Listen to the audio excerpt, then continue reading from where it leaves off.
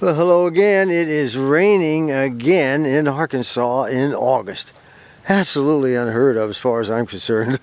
I've never seen it rain this much in August. But that's, hey, no complaints. No complaints. Oh, the temperature's beautiful. Beautiful.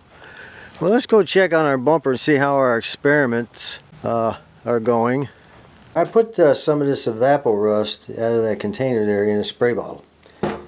And I have sprayed it twice already. I'm going to spray it a third time and then put the rag over the top that I put there in the last video, and then I'm going to go ahead and spray it, and then we'll see what happens. It keeps it nice and wet. I mean, what have we got to lose here, you know? I got nothing to lose. Well, it's been over 12 hours. I gave it one more spray before I went to bed last night. Let's take it off and see what it looks like. Well, not a whole lot of difference, is there? There was an awful lot of rust in there, very pitted.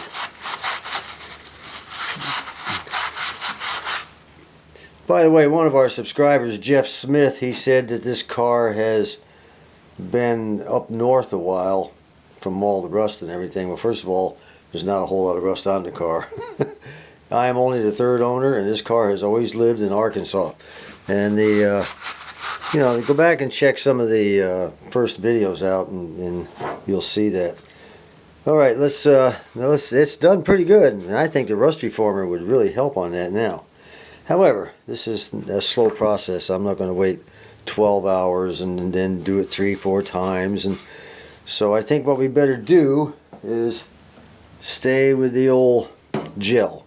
I'll just put 2 or 3 coats of gel on it. But first, I'm going to whack all the rust down as much as I can with this. So that's plan B. Let's put that into effect.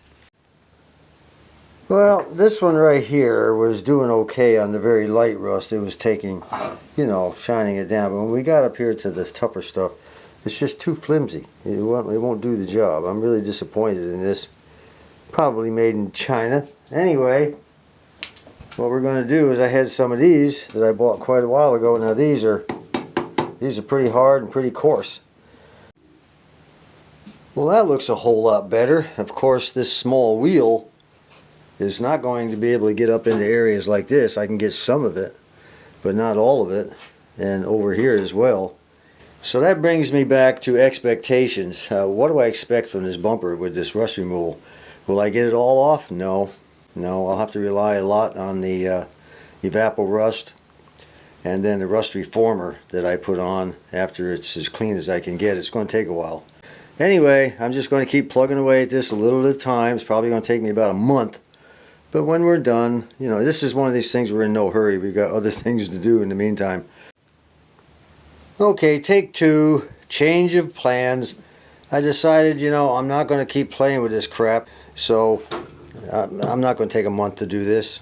I may wind up taking a month. I don't know. I'm going to try to keep from it. So I went ahead and used a half a bottle of gel, and I just went from here, put it on thick, it says, which is what I did, all the way across to right there. Okay? Let's take a look at our bumper guards again. They've all been painted and all that and undercoated. Like I said, this is the one that I welded in the other day. That old undercoating sure covered up that ugly looking welds, huh? But it's undercoated, all dry. Next step will be buffing them on our Spanky Fire brand new buffer. But before I start buffing, you'll notice when I turned this thing on, what it did was it slung these little fibers out all the way around these cheap old wheels. And I was watching a YouTube video where the guy said he trimmed his off because it helped make a better surface to accept the compound sticks. Well, that makes sense to me. So I've got my little scissors out here. I'm just going to give this baby a haircut all the way across. Won't take but a few minutes.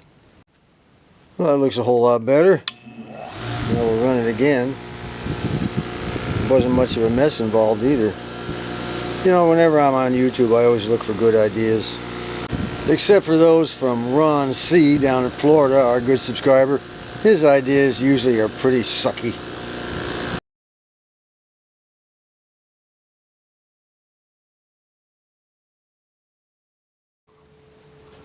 Well, I'll tell you what. I am underwhelmed by this stuff's performance. They need to go back to the drawing board on this stuff and start over. So I'm going to go ahead and use what I got until it's gone. Now I've decided to just go. I'm just going to work on this area here, over to this area here, until it's all gone, or most of it's gone. So we're just going to keep wire brushing it in between. Now this is what? This is 2 applications on this, and still we got a bunch of rust. I've given it a good wire brushing again, really hard wire brushing all the way across to there. Now we'll go ahead and wipe it down, and after it dries I'll go ahead and put some more of this gel on. One more thing, according to the bottle you're supposed to leave it on no more than 1 to 2 hours. I would recommend 90 minutes max. Yeah, it'll come off with a brush. If it dries it'll come off with a brush, but it's a lot of work. Too much work. Now if you got a light rusted area you want to use this stuff on, and an hour or 2 would be okay. But 90 minutes. It says if the rust is heavy and after you're done with that application, keep doing it. Well, no kidding. Well, I have wiped it down for the last time. I'm sick and tired of derusting and wire brushing. I've derusted this thing 3 times, and not much came off over here. It went quite a bit, but not what I wanted. Over here is where we got the best results. And I've wire brushed it probably 6-7 times, and I think that's good enough. And it's up underneath here is the same thing, no rust at all the way down. Kind of a pain, really. So what I'm going to do now is I've just washed it all down for the final time, like I said. And when it dries, I am going to go ahead and shoot it with rust treatment and let it set for 24 hours. And then we'll see what happens. Meanwhile, I think it's time to start buffing at least one of those bumper guards. What do you say? I'm going to go ahead and use this right hand wheel first. I'm going to put the the medium coarseness compound on there, and then depending on how they turned out, if it's ready to move over, I'll go ahead and take the white and use it to give it a final buff. So let's see what happens. Now remember, goggles, okay? And I'm going to get a pair of gloves on here in a second. And don't jam this in there. Just kind of gently stroke it like that as it goes around, because this thing's going to close up nice and tight as it spins. Just kind of coat it. You don't have to. You don't need the compound down in there. You know what I'm saying? It just needs to be on the surface. All right, here goes. See how it tightened it up real good? Just going to kind of do that number on it. You can see it changing color on the end.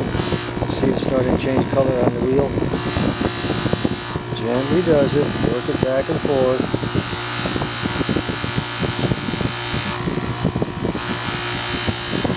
This is a new pad, so I need to put a little bit of pressure on it, not much. So I want to coat the pad real good. Alright. Oh my goodness, we're going to get another day of rain. It's thundering like crazy out there.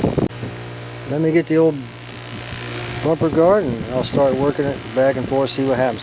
Do it on the bottom. Don't be putting it on the top. It'll take it away and sling it over there. On the bottom, okay?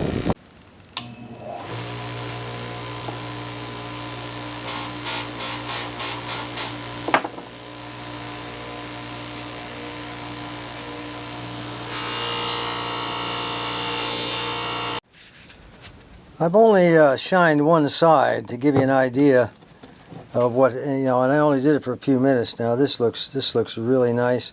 Now compare it to the other side and you see how dull it is. Then you come over to the other side, looks a whole lot better. Okay. Now what we're going to do now is I'm going to finish this side, and then I'll put the white compound on the other wheel, and we'll give it a final buff. Well, there's the difference between the two. This one here, this looks really nice. It's got some very large gouges in it, but I don't care. The money I'm saving, I can tolerate that. This one here is going to be kind of rough to bring back. A lot of the chrome is missing from it, but we'll shine it up the best we can. Look at that, it's like night and day looking at these two, huh? I just showered down on this thing with the rust treatment. I put 2 heavy coats on. I waited 2 or 3 minutes in between. That's what you're supposed to do. And it doesn't look worse. It doesn't look any worse than it did before, but there's no loose rust on it now. At least I could run my hands across it and never pick up any rust. So I think we're making progress. So until next time, This is John.